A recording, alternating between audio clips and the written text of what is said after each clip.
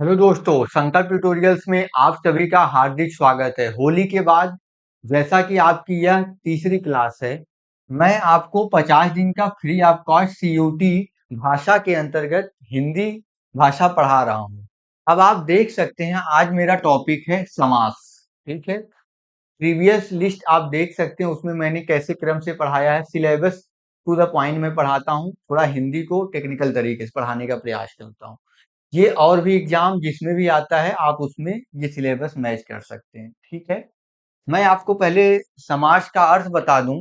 समास मीन्स होता है संक्षेपीकरण, मतलब आप उसको छोटा कर रहे हैं। दो या दो से अधिक शब्दों से मिलकर बने हुए एक नवीन एवं सार्थक शब्द को समास कहते हैं। ठीक है, अब आप नेक्स्ट चलो। समास के लड़के, भेद मतलब लड़के। अव्ययी भाव समास, पुरुष समास, कर्मधारय, द्विगु, बहुव्रीहि, द्वंद्व समास। द्वंद्व वहां पे मैं द्वंद्व कर दिया। समास में दो पद होता है, एक पूर्व पद होता है, एक उत्तर पद। पूर्व पद मतलब जैसे माता और पिता, मैं आपको लूं, ये माता पूर्व पद हो गया, पिता उत्तर पद हो गया। मतलब पहला पद पूर्व पद, दूसरा उत्तर पद। नेक्स्ट स्लाइड में हम लोग चलते हैं। अव्ययी भाव समास। अव्ययी भाव समास जिसका पूर्व पद प्रधान हो, मतलब ये जो उपसर्ग लगा है ये शुरुआत में यही प्रधान हो, ये प्रतिदिन यथाशक्ति अव्ययी भाव समास। खत्म, टाटा बाय बाय। दूसरा आपका तत्पुरुष समास। तत्पुरुष समास ज्यादा फेमस इस वजह से है क्योंकि इसके बहुत सारे प्रकार हैं, जैसे कर्ता कर्म करर संप्रदान अपादान संबंध, ऐसे टाइप हैं इसके। कर्ता मीन्स ने हो गया, कर्म मीन्स को, आपको पहले ही मैंने पढ़ा दिया, कर्ता कर्म ने को। करर, करर तत्पुरुष जब पूछेगा तो से द्वारा, अभी आपके इसके क्वेश्चन हम देख सकते हैं। यानी इसका जो उत्तर पद है वो ज्यादा प्रधान होता है, यानी लास्ट वाला पद ज्यादा प्रधान होता है। और जोड़ने वाले शब्द जो होते हैं को से के लिए होता है, समझिए आप। यानी गंगा जल, यानी गंगा का जल, इसको जोड़ने वाला क्या है? तत्पुरुष। अब आप समझ गए होंगे, इसको जोड़ने वाला जो समास है तत्पुरुष समास। ठीक है? अब नेक्स्ट हम लोग चलते हैं कर्मधारय समास।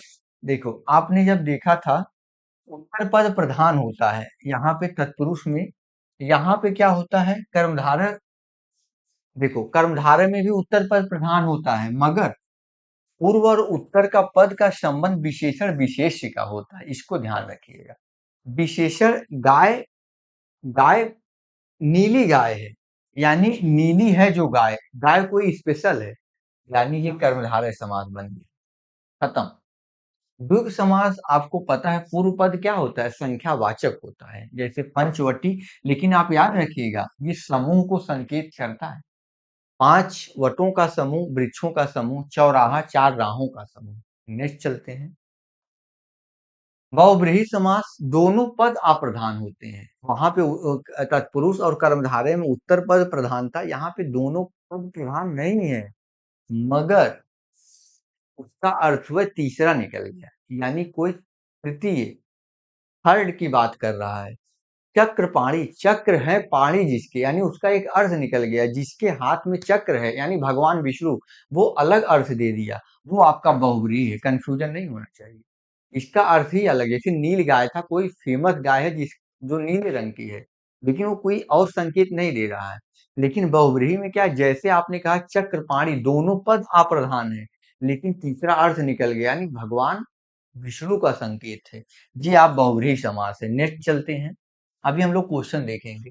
द्वंद्व समास आपको पता है, दोनों पदों को जोड़ने के लिए एक हाइफन होता है, ये देखो कनेक्टिंग बॉडी, ये आपका सबसे बढ़िया है। ये आपका दोनों पद प्रधान है, बीच में हाइफन है, तो ये द्वंद्व समास हो गया। नेक्स्ट, एग्जाम में पूछे गए प्रश्नों का प्रारूप। अब आप क्वेश्चन करेंगे मेरे साथ। समास का शाब्दिक अर्थ संक्षेपीकरण।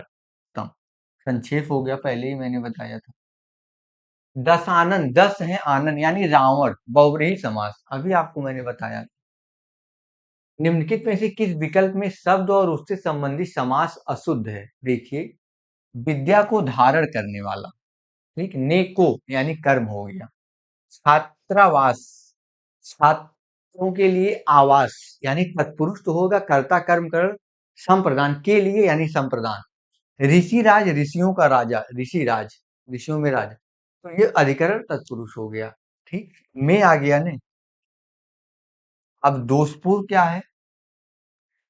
दोष से भरा हुआ। अपादान मतलब होता अलग, यानी ये अपादान नहीं होगा, यही नहीं होगा। नेक्स्ट चलते हैं। ठीक है, तत्पुरुष का टाइप आप पढ़ लीजिएगा। इस विकल्प में संधि और समास दोनों का प्रयोग हुआ। देखिए, सोपसर्ग, इसमें गुण संधि भी आपकी हो जाएगी, साधन उपसर्ग। आपको मैंने संधि की पहले ही क्लास पढ़ा दिया, आप ध्यान रखिएगा। मेरी प्लेलिस्ट में जाइएगा, सा उपसर्ग आ उ मिल के ओ हो जाता है, एक मात्रा आ जाती है, यानी वो संधि और समास दोनों का अंतर। और ये आपका पहले कोई उपसर्ग आ जाता है तो ये अव्ययी भाव समास है, याद रखिएगा। अच्छा क्वेश्चन है, अव्ययी भाव समास भी है, उपसर्ग है। ये बदबू एक तरीके से कर्मधारय समास हो गया। जन्म से रोगी तत्पुरुष समास हो गया। जल से मग्न ये तत्पुरुष है, तो आप याद रखिएगा। अब आप समास को सुमेलित कीजिए। यथाशक्ति, यथा अव्ययी भाव समास, देश विदेश हाइफन है तो द्वंद्व हो गया। गिरिधर और विदेश गमन। ठीक, गिरधर एक भगवान श्री कृष्ण के लिए पर्वत धारण करने वाला एक तरीके से बहुब्रीहि हो गया। विदेश को गमन हो गया, पुरुष काम विदेश जाने वाला। खत्म। 8 अध्याय है जिसमें आपको मैंने बताया जो वर्ड आ जाए, जिसमें आ जाए, वो कर्मधारय समास होता है। ठीक है, खत्म। और अगर विशेष अर्थ निकल जाए, 3 बेड़ियां मिलती हैं जहां, वही सेम टू सेम। 3 बेड़ियां मिलती हैं जहां, ये संख्या पे मत जाइए, जहां वर्ड पे जाइए, ये कर्मधारय हो जाएगा। नेक्स्ट, देव जो महान है, एकदम सेम टू सेम, जो आया कर्मधारय। खत्म, टाटा बाय बाय। 12 सिंहा, 12 सिंहा है, कोई फेमस है। 12 सिंहा, जैसे नील गाय है वैसे 12 सिंहा है, नीली है जो गाय, 12 सिंहा, ये आपका कर्मधारय हो गया। नेक्स्ट आपका, ये आपका कर्मधारय समास हो गया। अब महाजन, महान है जो जन, ये भी आपका कर्मधारय हो गया। जो वर्ड आ गया तो कर्मधारय हो गया। नेक्स्ट हम लोग चलते हैं। कमेंट करने वाला प्रश्न है, जिस समास में अर्थ की दृष्टि से उत्तर पद प्रधान व पूर्व पद गौड़ हो, आपको मैंने हिंट दिया है, इसी में से कोई है। 1 और 4 में से आप गेस कर सकते हैं। ठीक है, ऑप्शन एलिमिनेट भी कर सकते हैं, हमने सब पढ़ा दिया। और धन्यवाद। आपको क्लास कैसी लगी कमेंट करिएगा, और चैनल को लाइक सब्सक्राइब करिए, संकल्प ट्यूटोरियल्स को वायरल करिए। आप जो भी प्लेलिस्ट है, आप उसको स्टेप बाय स्टेप देखते रहिए, और डेली का डेली आपको हम अपडेट करते रहेंगे। धन्यवाद।